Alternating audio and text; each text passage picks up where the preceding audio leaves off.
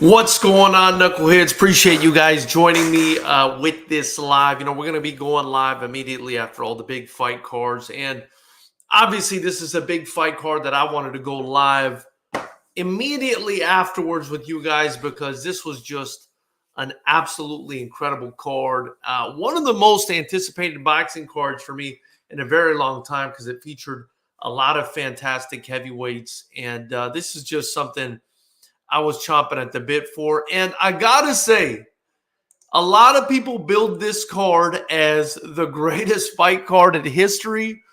And, I think maybe that's debatable, but it was absolutely an excellent fight card. And the results on this fight card were just absolutely incredible, man. I cannot wait to kind of get into this and unpack this. There's a lot that went on this fight card. There were a few upsets on this fight card and just amazing. So we'll start, at the bottom of the card. We had Frank Sanchez, the very good Cuban heavyweight, defeating Junior Fa by TKO round number 7. Not something that really came as a surprise to you, if you know how good Frank Sanchez is, chaining down there with Eddie Reynoso and Canelo. This guy's a fantastic heavyweight, and I think they kind of gloss over him because he's a little bit smaller, but he's definitely a guy who can be competitive at the highest levels. And so, when they were talking to Anthony Joshua post-fight, they didn't really mention Frank Sanchez. I did hear Philip Hrgovic's name, but this is a guy that, people have to look at and talk about as well. Very tough guy, and he gets the TKO win over Junior Fa, a decent heavyweight in his own right, in the 7th round by TKO. Next up, we had Philip Hrgovic, man, defeating Mark Demori, first round TKO. I kind of expected this. Philip Hrgovic, you guys, might be that guy. He might be that next guy that Anthony Joshua fights. I mean, they mentioned it in Anthony Joshua's post-fight. Philip Hrgovic is a big, strong, problematic heavyweight. He's beaten, Big Bang Zhang. He's got a lot of experience. He's got a good pedigree. He's tall. He's strong. He's not going to, win any, I guess, speed contest. But, I mean, he's such a big, strong guy. He knows what he's doing in there. I feel like he's a real threat in the heavyweight division. Him and Big Bang are both real threats. And I hope more of these heavyweight cards get made like this because with what happened today, we really need to clear this thing out, right? Anyway, after Philip Hrgovic got that first round TKO, it was very easy fight for him. Jai Opetaia kind of did the same thing, getting the KO in the first round to retain his ring cruiserweight title. Guy's a beast. They're saying he's the best cruiserweight in the world, and I could believe it. So Jai Opetaia, I got to watch out for. I don't know how he's going to transition into heavyweight or if he'll do so well. He is a smaller guy, and these heavyweights now, they're massive. But we'll see, man. He's definitely someone that's very skilled and exciting to watch. This was the first sort of upset, though. On the night, we had Ajit Kabayel defeating Arslanbek Makhmudov. And, they called it an upset, and the odds makers, for them it was an upset with Ajit getting the TKO in the 4th round. But, if this is a guy who beat Derek Chisora a while back, and it was always mysterious to me, like, why is this guy not getting more opportunities? Why is this guy not getting more fights? He beat Derek Chisora when Derek Chisora was still, pretty good. Hell, Derek Chisora is still pretty good. Not world, beater, but he's still a pretty good heavyweight, and Ajit beat him, and he showed that, he's got skills by, again, today, beating and allegedly upsetting Arslanbek Makhmudov. I thought it would be a close fight going in, but Ajit came through, man. He looks good. And, I want to say he's from Germany, but he's of Kurdish descent. So big shout out to the Kurds, man. Like, to have a real solid heavyweight like that, that's a pretty cool thing for the culture. So big shout out to them. Then you had another really interesting fight. Right, I'm not sure if this was an upset or not. Maybe for some people, but Daniel Dubois TKOing Jarrell Big Baby Miller in round number 10. Listen, I don't pull any punches, you guys. I'm not a fan of Jarrell Miller. at all. And the reason I'm not a friend of Jarrell Miller is because I'm just not a big fan of injustice. And I'm not a fan of, what I perceive as cheating. And so when his fight versus Anthony Joshua got canceled because he was caught with 3 different PEDs, whatever excuse he came up with, I just wasn't buying it. I'm just not buying it. And then he goes to Saudi Arabia and gets on the press conferences for this card and starts talking trash and hurling insults like he typically does. He goes way extra on these press conferences and stuff. And, I think he's a pretty good fighter. But, besides that, he also weighed in at like over 300 pounds. I mean, there should be, I don't know why there's no super heavyweight division. I thought there used to be one, at least in kickboxing there is. No reason a 230-something pound guy should be fighting a 330-something pound guy. But at the end of the day, Daniel Dubois got the job done, man. And I want to say, Big Baby was applying a lot of pressure in the first 3 quarters of this fight, especially the first half, was starting to get to Dubois a little bit. I felt like Dubois won the first couple rounds. Big Baby started to take over a little bit, maybe rounds 3 through 5.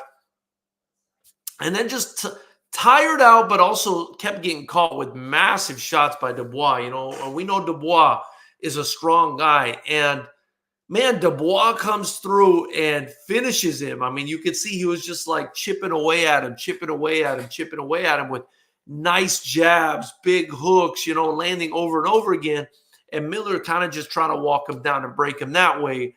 And he ended up just running out of gas, but also getting caught with a bunch of huge shots and then getting taken out of there. Big win, knuckleheads, for Daniel Dubois, man. I'm really, really happy for this young kid, a guy who, has decided on a couple of occasions, to try to be the man, took on Joe Joyce and lost. People called him a quitter because, he basically didn't get up after his orbital bone got broken. People called him a quitter again when he lost to Alexander Usyk. I wasn't sure about that one. Sometimes your body just kind of gives out on you. But, there was the controversy in that fight where he hit Usyk to the body. A lot of people thought Usyk was out or should have been counted out. But Dubois, lost those fights. This was a big fight for him. He had to come through here, and he found that champion inside, man. He found that winner inside, got through, had Jarrell Miller on the ropes and was just teeing off on him in the 10th round. The referee had seen enough. Huge win.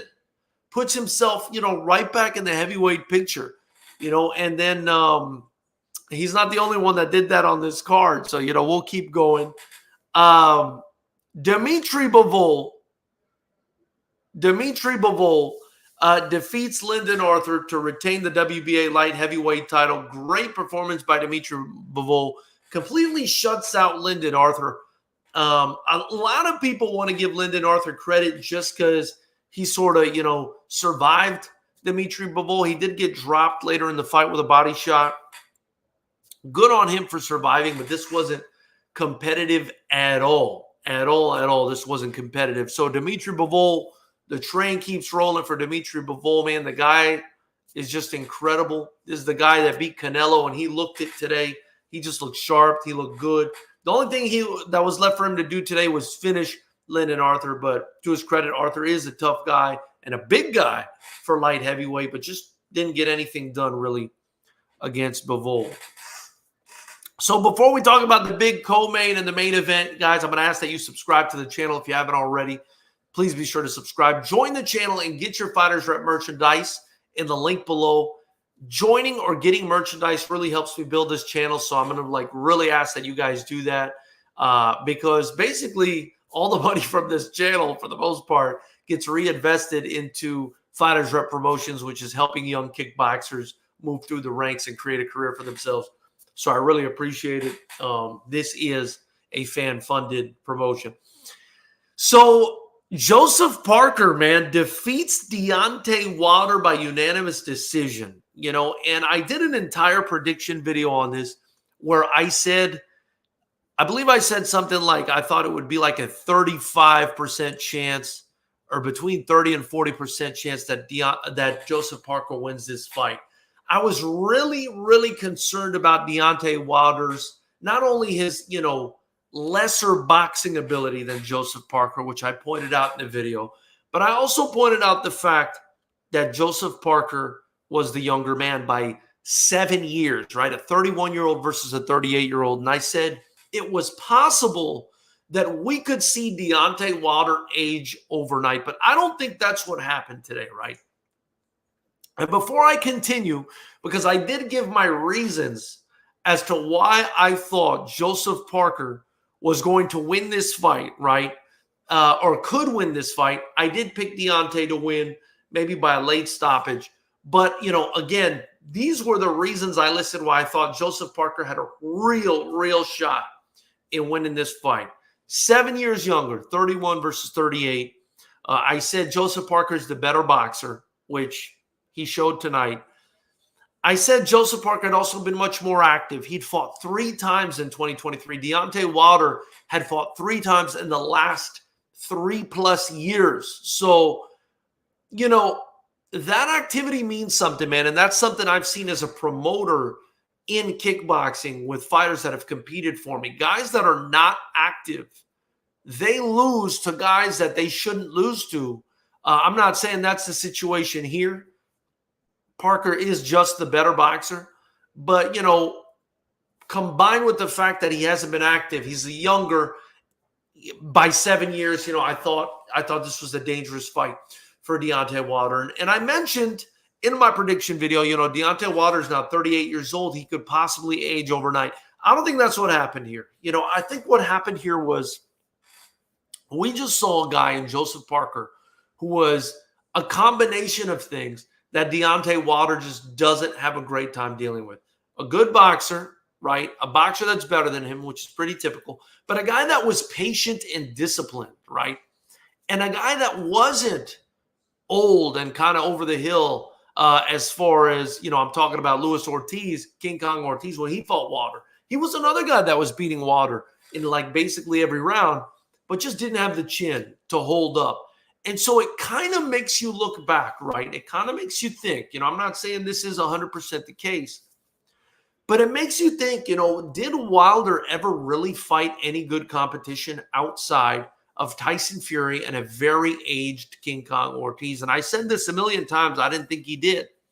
And that's why I gave Parker such a good chance to win this fight, because, you cannot at the highest level of any sport rely on just one thing.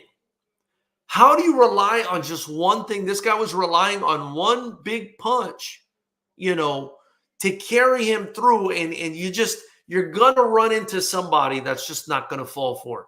Fury didn't fall for it in the 3 times they fought.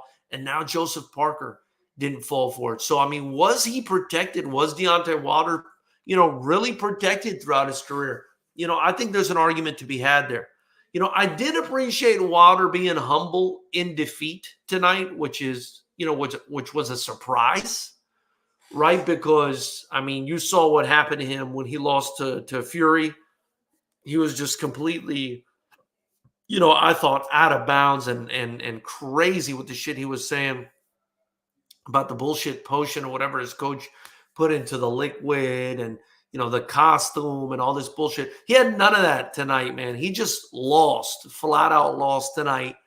And I appreciate his humility at this point. But, man, for me, that's a difficult stain to remove, man. I used to really like Deontay Wilder before the excuses with the Tyson Fury fights. I appreciate, again, his humility. But, he's still got to grow up a bit, because that really bothered me. And, for Joseph Parker, big shout out to him. And by the way, I agree with what Anthony Joshua said at the end of the night, that Wilder can come back and, still do his thing. He could definitely still come back and do his thing. It's the heavyweight division. It's boxing. There's a winner. There's a loser. And boxers shouldn't be treated like they're, expendable merchandise. Fighters should not be treated that way. They should be respected as long as they come back, they try hard, they give it their all, they've got some skills. they should be respected. They should be allowed to return. They shouldn't lose all these opportunities and steam the way they do typically.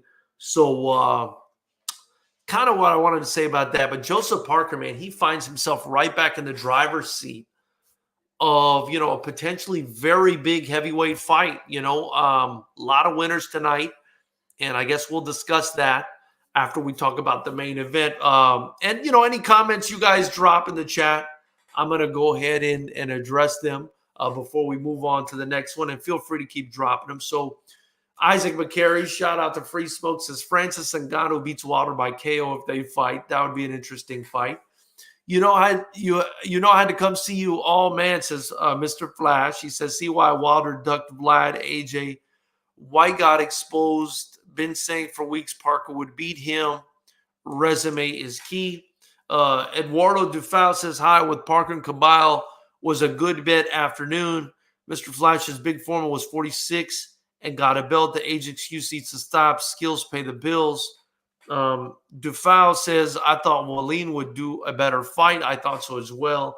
Mr. Flash says, Fury and Wilder got exposed big time this year, losing to a debut MMA fighter and AJ destroying Wallin, who Fury went life and death with. Usyk about to box rings about that, man. Well, I mean, that doesn't always work, right? Because Klitschko got beat by Fury in a much more convincing fashion than Klitschko got beat by AJ. Remember, AJ and Klitschko went life and death, and Fury just absolutely schooled Klitschko. So, I'm still not seeing what you're seeing, bro, at all. Your logic, you can't have it both ways, bro. If you're saying that, it works in the situation where Fury went life and death, I don't even know what you're saying here, to be honest with you. What I'm trying to say is, the math doesn't always math in the fight game. That's why they say styles make fights. The Anthony Joshua that fought tonight was incredible. We'll get to that in a second. And Eduardo Dufal says, for me, the best fight in heavyweight, Zhang versus Fury or Usyk. Zhang's the real deal. That I agree with. But let's not forget, Dufal. Don't forget, bro, Filip Hrgović beat Zhang. Not AJ stopped him. Fury barely beat Vlad in a jab and grab. No, bro. Come on, bro. Get out of here. AJ was on his ass, almost got finished in that fight. AJ got knocked out by Andy Ruiz. I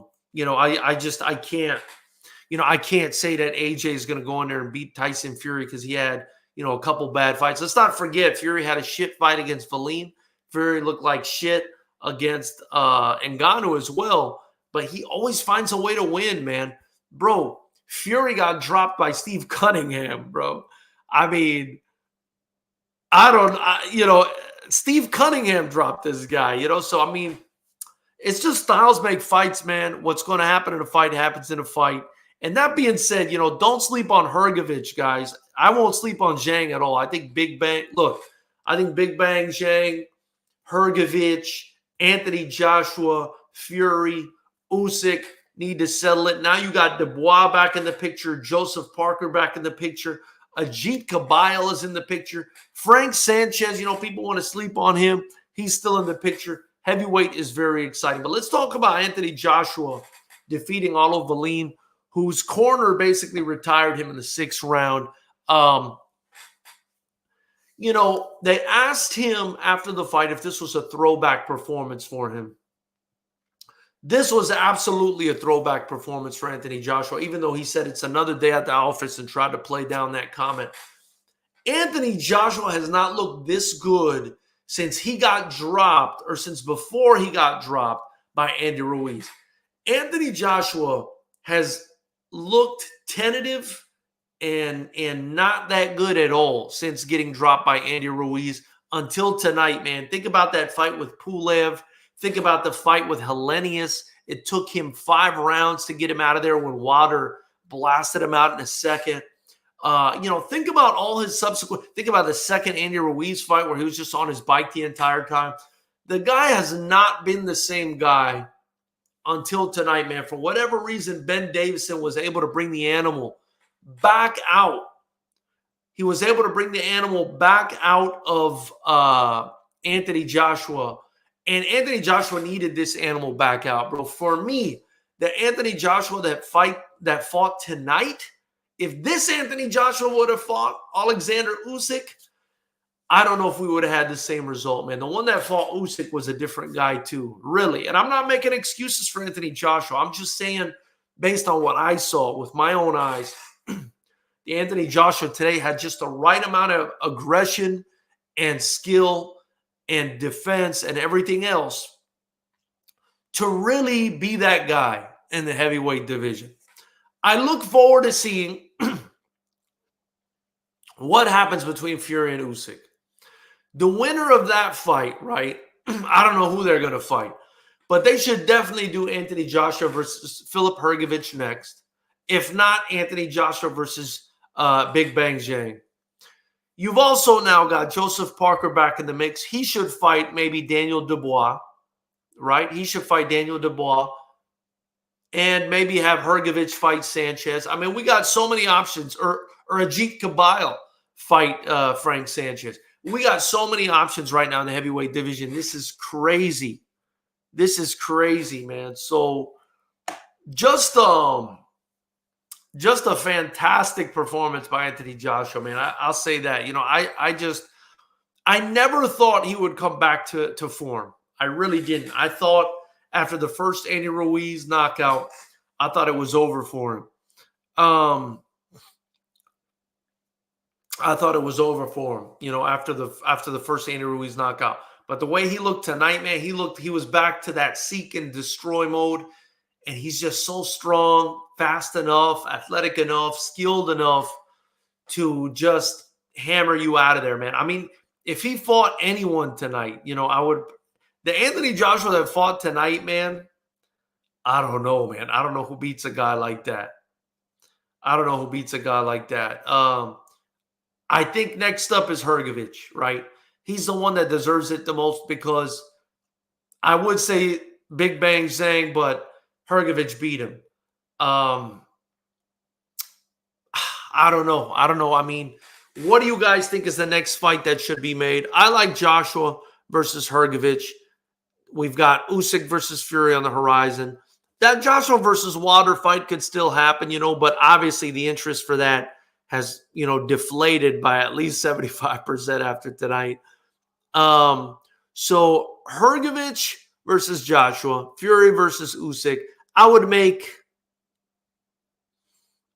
I feel like Parker versus Dubois would be easy to make. I feel like Kabyle versus Sanchez would be easy to make or easier to make. Those all make sense to me, man. Those all make sense. And I don't know. And then we got to get Zhang in there, man. We got to get Zhang in there. You know, maybe Wilder versus Zhang, you know. A lot of options. Fantastic, you know, day for heavyweight boxing. Big shout out to Saudi Arabia for doing this. And yeah, man. Yeah, let me know what you guys think below. Let me know what you guys think about this card. Subscribe to the channel. Mr. Flash says, or actually Eduardo says, I believe Zhang, Fury, and Usyk are above anyone else, or I need to see more of Hrgović or Joshua or another to put them at the same level. For me, Joshua convinced me, man. He's probably close to the top of the heap again. And I can't believe I'm saying that because he looked like shit to me for a long time. Remember, Hellenius was a 5-day replacement. Can't blast a guy out in one round with no prep. Now, I think Usyk still beats AJ, and I'm more of a fan of AJ, but that's the truth. I don't think so. I think this AJ takes Usyk out. Makhmudov got exposed, but I just knew he would be a big problem. Ajit be sparring AJ and also a decent fighter, but all the experts said Makhmudov an easy win. Well, I didn't think Makhmudov was an easy win. I don't think Makhmudov is a good boxer, and I know Ajit is. Ever since he beat Derek Chisora, I know he thinks he is. So Zhang would kill Wilder. Stop it. Well, but it's a good fight for Zhang, you know, and you never know. Wilder lands that right hand. You never know what might happen. I just don't I just don't know, man. I don't know what happened to, Wilder just did not do anything tonight, man. You guys, Wilder tonight had just absolutely no urgency. No urgency at all. He did not care. It's like he did not care to the 12th round. I don't know. Maybe he's been pacified by doing the ayahuasca that he was talking about. I don't know, man. I didn't expect that from Wilder. I was hoping to get more aggression out of him in the second half of the fight at the latest. 6th, 7th round, start showing a little bit of urgency. He was just sitting back, moving around, and did that until the 12th round. And, it just shows just a little bit of discipline will get you by Deontay Wilder if you just don't let him hit you with that right hand. Wilder been in bubble wrap his whole career. Fury was a cherry pick that went wrong. Now we see why. That's exactly what I've said in the past too. I always said Fury was a cherry pick that went wrong. And I even predicted, I actually found the video recently where I predicted Fury to beat Klitschko. Fury's been that guy. Fury's still that guy. Somebody's got to beat Fury for you to change, for my mind to change on Fury. I don't care how many close fights. I don't care how many dominant fights he has. Somebody's got to beat Tyson Fury. So we'll see if Usyk can do it. And then the winner, man, should fight the winner of Joshua versus Hrgovic. That's the way it should go down. Knuckleheads, that's all I've got for you guys today. Feel free to support the channel. Like I said, join the channel, super chat the channel, buy merchandise from the channel. I really appreciate it. I'm doing this all on my own. I'm coming out of pocket all on my own and with your help to try to build this promotion. We've got FightersRep 21 out of Pompano Beach, Florida on February 17th. And we got an incredible card for March 2nd, FightersRep 22 from the Commerce Casino in Los Angeles, California. If you guys can come out, man, fly out. If you guys come fly out, man, I'm telling you, you buy a ticket, you can come sit ringside with me for a little bit, man, and we could enjoy it together and have a conversation and a beer. So anyway, I look forward to hearing what you guys have to say about this fight. Amazing night. Shout out to I think his name is Turki El Sheikh or Sheikh Turki or something like that. Big shout out to him. Shout out to the Arabs out there doing their thing, man. Shout out to my Arab brothers and sisters. We'll talk soon.